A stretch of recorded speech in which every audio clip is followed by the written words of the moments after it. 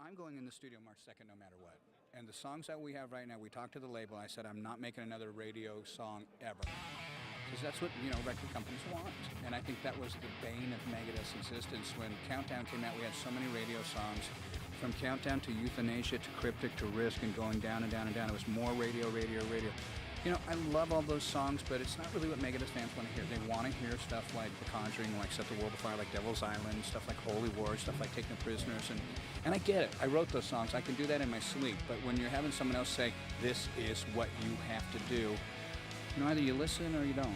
Yeah, I mean, and that's obviously been, I think, the trouble a lot of times with bands and, obviously with labels, they want you to make a radio song. But the thing is you have a built-in audience that you've had with you for such a long time, and they're going to show up. And I don't think that, you necessarily have to have a song on the radio for people to be aware of, your band. Mm-hmm. So I think that's really good that you're just going to do what you love and what your fans are expecting of you, and I'm sure that's exciting for you. Well, the most exciting part right now is that I've been cataloging songs my whole career.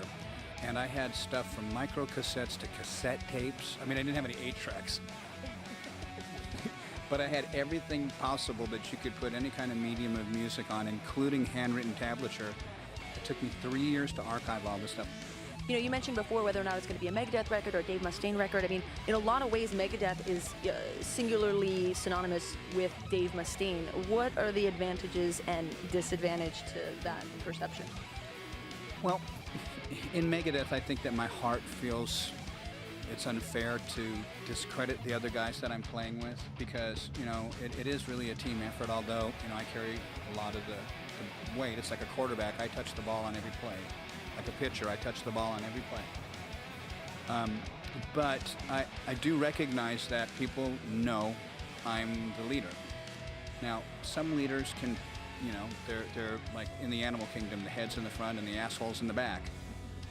But I think we're more like a living organism, not so much as an amoeba, but we all work together.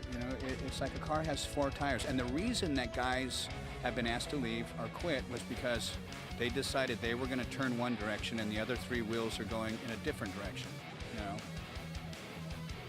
And talk about new music. Dave Ellefson stated that there's going to be a new Megadeth album, or a new album of sorts later on this year. Creatively, what is inspiring you right now, and how has it affected what you're doing or going to do for this record? Well, I think because there's so much music there's music that I have saved from back around Cell's era, So Far So Good era, stuff that I listen to it and I'm thinking, how the fuck did I play that? So I have to put it into a machine and